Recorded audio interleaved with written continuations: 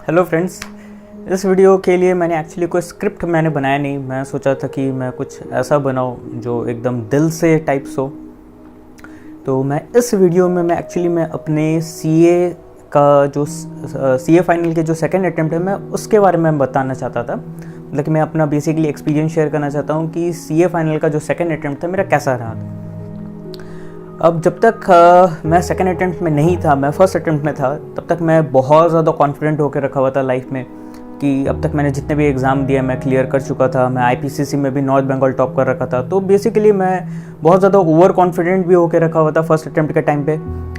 And उस समय तक मुझे पता नहीं था कि मुझे ऐसा लगता था कि लोग जनरली जब सीए फाइनल में फ़ेल करते हैं मतलब कि वो लोग मेहनत नहीं करते होंगे और वो लोग फेल हो जाते होंगे, फिर बोलते होंगे कि मैंने तो इतना मेहनत किया उतना मेहनत किया लेकिन स्टिल मैं पास नहीं हुआ। तो मुझे लगता था कि लोग बहाना मारते हैं। लेकिन जब मेरा पहला अटेम्प्ट का रिज़ल्ट आया तो मैं फ़ेल हो गया। तो मैं बहुत शॉक्ड था। एक्चुअली हुआ ये था कि मैं अपने एक फ्रेंड के साथ में मैं रिज़ल्ट देख रहा था सीए फाइनल का। एंड मैं उसके साथ में मैं कंबाइन स्टडी करता था सीए फाइनल के टाइम पे। एंड मैं सोच रहा था, जब मैं उसके साथ में पढ़ता था, मैं कितना बार मैं नोटिस करता था कि ये आईपीएल मैच देख रहा है या घूम रहा है फिर रहा है। एंड मैं सोचने लगता था कि ये पता नहीं ये पास भी होगा कि नहीं होगा। लेकिन फिर मैं सोचा चलो ठीक है, खैर ये उसकी किस्मत। एंड फिर हुआ ये, जो सीए फाइनल का रिज़ल्ट जब आया तो मैं उसके साथ में चेक कर रहा था तो मैंने देखा था कि उसका 470 अप्रॉक्स आया था। एंड मैं सोचा कि जब ये इतना पढ़ नहीं रहा था तो इसका 470 आया तो मेरा कितना आना चाहिए। एंड जैसे मैंने रिज़ल्ट ओपन किया तो first group second group fail मैं दोनों ग्रुप में मैं फेल हो चुका था। एंड उसी समय एक्चुअली मेरा ब्रेकअप भी हुआ था। तो मैं ऐसे ही मतलब कि मेरा दिल टूटा हुआ था। एंड सीए फाइनल का रिज़ल्ट आया तो और ज़्यादा ही मैं शैटर्ड हो गया था। एंड फिर उसके बाद में अब मुझे समझ में नहीं आ रहा था कि मैं क्या करूँ। मैं फेसबुक में स्टेटस डाला था कि बैक टू ज़ीरो। एंड मुझे समझ में नहीं आ रहा था कि मैं क्या करूं एक्चुअली में, क्योंकि इतना मेहनत मैं 5 बार एक्चुअली प्रिपेयर किया था मैं फर्स्ट अटेम्प्ट के टाइम पे। एंड 5 बार पढ़ने के बावजूद मैं फ़ेल हो गया था। तो मुझे समझ में नहीं आ रहा था कि मैं अब क्या करूं, क्योंकि अब मेरे पास में वापस से वही बुक्स थे, वही सब कुछ थे। एंड मैं एक्चुअली उस समय मैं जिम भी स्टार्ट कर चुका था जब तक रिज़ल्ट आया था, क्योंकि मैं बहुत ज़्यादा कॉन्फिडेंट था कि हाँ कि मैं पास तो हो जाऊँगा। एक्चुअली मुझे ऐसा लग रहा था फर्स्ट अटेम्प्ट के टाइम पे कि मैं 6 सब्जेक्ट में एग्जामिशन के साथ में पास होऊंगा। मैं ये सोच रहा कि टॉप तो मैं करूँगा नॉर्थ बंगाल, लेकिन देखते हैं कि रैंक आता है कि नहीं आता है। तो मैं जिम भी स्टार्ट कर दिया था। एंड जब रिज़ल्ट आया मैं फ़ेल हो चुका था। एंड फेल होने के बाद में मैं उस समय मैं जिम भी स्टार्ट कर रखा था। तो अब मुझे समझ में नहीं आ रहा मैं क्या करूँ। अब मेरे पास में टाइम नहीं था तो मैंने जिम भी छोड़ दी। एंड जैसे ही मैं जिम छोड़ा तो फिर मेरी जो बॉडी थी वो और ज़्यादा वीक होने लग गई। मुझे अपने अंदर से बहुत ख़राब फील आ रही थी अपने लिए। तो मैं उस समय बेसिकली सीए फाइनल का फर्स्ट अटेम्प्ट पे एक बार फेल कर चुका था, दूसरा मेरा ब्रेकअप हो चुका था, तीसरा मेरा मैंने जिम छोड़ा तो उसके वजह से भी बॉडी वीकनेस स्टार्ट हो चुकी थी। एंड चौथा मेरा जो आर्टिकलशिप पीरियड था वो भी एक्चुअली ख़त्म नहीं हुआ था, वो चल रहा था। एंड बाद में मेरे जो आर्टिकलशिप पीरियड थी वो एक्सटेंड भी कर दिए थे। तो मुझे ज़बरदस्ती मुझे और काम करना पड़ रहा था वहाँ पे। एंड मुझे एक टर्म दिया गया था कि अगर मैं एग्ज़ाम देना चाहता हूँ तो मुझे 30 सितंबर तक किसी भी तरीक़े से मुझे काम करना पड़ेगा ऑफिस में। तो मैं 30 सितंबर तक मैं इसी माइंडसेट के साथ में मैं काम किए जा रहा था ऑफिस में, ताकि मेरा एग्ज़ाम फॉर्म साइन हो जाए और मैं एग्ज़ाम दे पाऊँ। पाँचवा मुझे इंसोम्निया हो रखा था। छठा मेरे फैमिलीज़ प्रॉब्लम भी चल रही थी कुछ। सातवां जैसे ही जिस दिन मुझे छुट्टी मिली थी 1 अक्टूबर से, तो 1 अक्टूबर को सब कुछ मेरा फॉर्म साइन हो गया था, मेरा आर्टिकलशिप कंप्लीशन सब कुछ हो चुका था। Now I am free minded. तो सेकेंड अक्टूबर जब मैं सो के उठा तो मुझे रियलाइज़ हुआ कि मेरे चेहरे पे कुछ दाना टाइप्स की कुछ है। मुझे कुछ रियलाइज़ नहीं हुआ था कि एक्चुअली क्या है क्या नहीं है। एंड देन धीरे धीरे करके मुझे समझ में आया कि मुझे चिकन पॉक्स भी हो चुका है। तो लाइफ बहुत ज़्यादा ख़राब सिचुएशन में थी। तो मैं जैसे तैसे मैं हार्ट ब्रेक के साथ में रोते धोते मैं पढ़ाई कर रहा था एंड कोशिश कर रहा था कि जैसे तैसे करके मैं निकल जाऊं एग्ज़ाम से। मैं एक्चुअली इतना ज़्यादा पॉजिटिव था नहीं सेकेंड अटेम्प्ट के टाइम पे कि मैं पास हो जाऊंगा। मेरा बस ये था कि अगर मैं एग्ज़ाम दे रहा हूँ तो मेरे पास में जितना भी टाइम है मैं उसको यूटिलाइज़ करके कैसे भी करके मैं एफर्ट दे के मैं पास होने का कोशिश करूँ।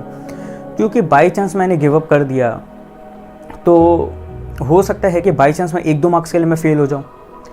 और अगर मैं सिर्फ 1-2 मार्क्स के लिए मैं फेल हो जाता तो मैं खुद को वैसे भी कभी माफ़ नहीं कर पाता। तो मैंने यही सोचा उस समय कि अगर बाई चांस मैं 1-2 मार्क्स के लिए फेल हो गया तो माफ़ नहीं कर पाऊंगा खुद को। इसलिए मैं जितना भी टाइम था मेरे पास मैं कोशिश कर रहा था कि मैं पढ़ूँ। तो बेसिकली मेरा जो स्टडी मैनेजमेंट का जो स्किल्स था वो बहुत अच्छा था, तो मुझे रिवीजन के टाइम पे उतना ज़्यादा दिक्कत आया नहीं। एंड वैसे भी मैं 5 बार पढ़ के बैठा हुआ था, तो मुझे ऑलरेडी पता था सब कुछ। बस ये नहीं पता था कि मैं फर्स्ट अटेम्प्ट में क्यों फेल हुआ था, ये छोड़ के मुझे सब पता था। तो सेकेंड अटेम्प्ट के टाइम पे मेरे पास में 1 महीना छुट्टी थी जिसमें सारे प्रॉब्लम्स भी थे एंड मैं जैसे तैसे करके कवर अप कर रहा था। एंड बस यही मेरा एक माइंडसेट था कि अगर मैं एग्ज़ाम दे रहा हूँ तो जितना टाइम है मेरे पास में मैं बस प्रिपेयर करूँ जैसे तैसे करके, ताकि मुझे रिग्रेट ना रहे किसी भी चीज़ को लेके कि बाई चांस मैं 1-2 मार्क्स के लिए फेल हो गया, फिर मैं सोचूंगा कि काश थोड़ा सा मैं और पढ़ लिया होता तो मैं आज सीए होता एंड ऑल। तो मैं उसी तरीक़ा से मैं पढ़े जा रहा था।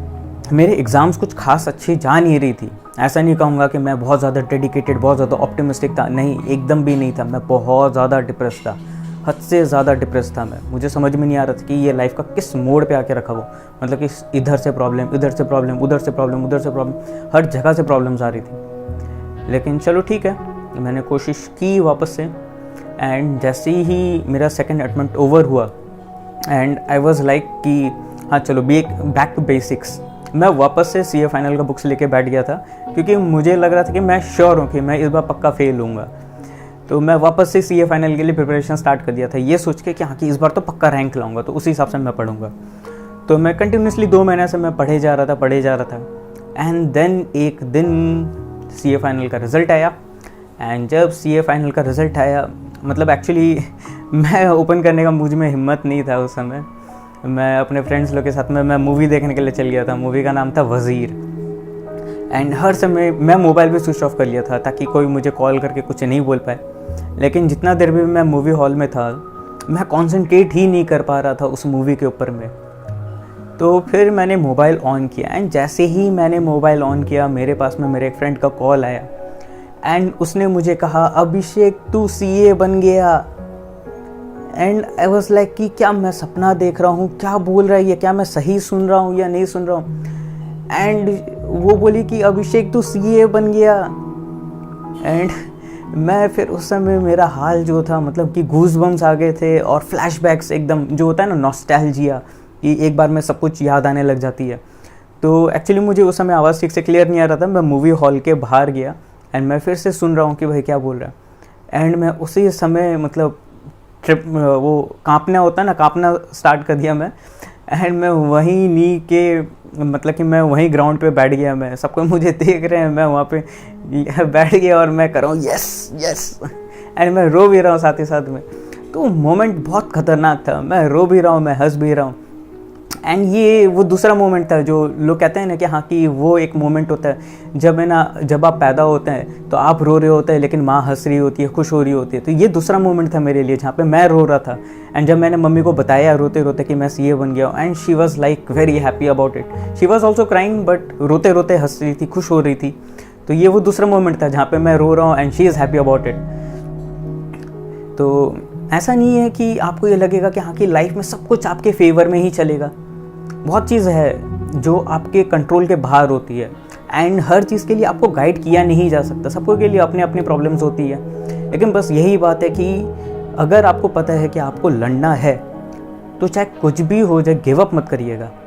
क्योंकि ये हो सकता है कि आप जब गिव अप कर देंगे तो आप शायद से इतना सा के लिए आप देखेंगे कि आप है ना उस मुकाम पे नहीं पहुँचे जहाँ पे पहुँच सकते थे अगर आपने थोड़ा सा एफर्ट्स दे दिया होता तो। एंड सबसे फ़नी बात ये था कि जो मेरा माइंडसेट था कि अगर मैं अभी गिव अप कर देता हूँ लेकिन एग्ज़ाम दूँ और 1-2 मार्क्स के लिए मैं फ़ेल हो गया तो मैं खुद को माफ़ नहीं कर पाऊँगा। मेरा रिज़ल्ट भी कुछ ऐसा ही था। मेरा ग्रुप 1 में रिज़ल्ट था 198। मैं 2 मार्क्स के लिए मैं फ़ेल हो सकता था, लेकिन मेरा सेकंड ग्रुप का टोटल था 209। एंड सबसे गज़ब बात ये था कि मेरे लास्ट के जो 3 पेपर थे उसमें से 2 में एग्जाम्शंस थी। तो समझ जाइए कि मेरा जो बाकी जो 5 पेपर था वो कैसा था। मेरे करीब 5 पेपर्स में 40 के लाइंस पे थी एंड 3 सब्जेक्ट में एग्जाम्शंस थी। अगर मैंने किसी भी मोमेंट में ये सोच लिया होता कि नहीं अभिषेक तेरा सीए क्लियर नहीं होगा, तू नहीं सकेगा, तू छोड़ दे, नेक्स्ट अटेम्प्ट के लिए प्रिपेयर कर, तो हो सकता है कि शायद से मैं कभी सीए ही नहीं बना होता। तो ये चीज़ बहुत ज़रूरी था मेरे लिए कि मैं उस समय अपने आप को कैसे भी करके पुश करूँ और अगर मैं एफर्ट्स दे रहा हूँ तो मैं कंप्लीट एफर्ट दूँ, जितना मेरे पॉसिबल पावर में थी मैं उतना मैं एफर्ट्स देने का कोशिश किया। एंड जैसे तैसे करके मैंने exam they the and finally 407 marks के साथ में मैं सीए बन गया। तो ये जो मेरा जो डिसीजन था कि लास्ट मोमेंट तक मुझे फाइट करनी है, चाहे कुछ भी हो जाए, भले ही मुझे लग रहा हो कि हाँ कि मैं फेल हो जाऊंगा, भले ही मुझे ये लगे कि मैं कैपेबल नहीं हूँ, कुछ भी हो, ये चीज़ ऐसा नहीं है कि मेरे साथ में अनोखा है या आपके साथ में अनोखा है कि आपको ऐसा फील हो रहा है कि आप नहीं सकेंगे। मुझे भी ऐसा फील होता है कि मैं नहीं सकूंगा। मैं इतना कोई पॉजिटिव इंसान नहीं हूँ कि हाँ कि मुझे पहले से पता है कि हाँ कि मैं करके ही रहूँगा। इतना आसान नहीं रहता कि खुद पे भरोसा कर पाना। लेकिन बस यही बात है कि आपके पास में फिर भी कोई ऑप्शन है नहीं, आपको लड़ना तो पड़ेगा। तो बस वही सोच के मैंने भी किया एंड मेरा एग्ज़ाम क्लियर हो गया एंड मैं आज सीए हूँ। लेकिन एक चीज़ अच्छा मुझे सीखने के लिए मिला कि जब तक मैं फेल नहीं होता ना तो मुझे ऐसा लगता था कि लोग पढ़ते नहीं हैं एंड बस बहानाबाजी करते रहते हैं। मेरे अंदर में वो हम्बलनेस नहीं थी, मैं शायद से काफ़ी एरोगेंट भी हो चुका था उस समय तक। लेकिन जब मैं फेल हुआ तो मुझे रियलाइज़ हुआ कि एक्चुअली में हो क्या रहा है कि लोग मेहनत करते हैं फिर फेल होते हैं। तो मुझे वो दर्द का जो प्रोसेस है मुझे समझ में आया कि हाँ कि जब लोग फेल करते हैं तो उनको कैसा महसूस होता है। एंड मैं एक्चुअली में वो फील कर पा रहा था एंड मैं देख रहा था कि हाँ कि मेरे जो फ्रेंड्स हैं, काफ़ी सारे फ्रेंड्स सीए बन चुके हैं। तो मैं वो सब चीज़ देख पा रहा था जो बाकी लोग के साथ में होता है कि हाँ कि उनके फ्रेंड्स सीए बन चुके हैं एंड अब वो सीए नहीं है। उनको अजीब सा फील होने लगता है, इन्फेरिटी कॉम्प्लेक्स आ जाती है, डिप्रेशन आ जाता है।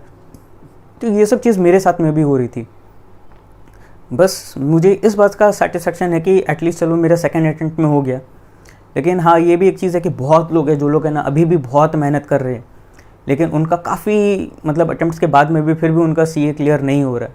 एंड ऐसे मैंने काफ़ी लोग का देखा है कि मतलब कि वो लोग 8-8, 9-9 साल के बाद में सीए बन रहे होते हैं। तो ऑब्वियसली जो इतना टाइम लग रहा होता है, लाइफ इतना आसान नहीं होता उस दौरान। आप मतलब कि अंदर से बहुत ज़्यादा टूट चुके होते हैं। मैं तो सिर्फ एक ही अटेम्प्ट में टूट गया था।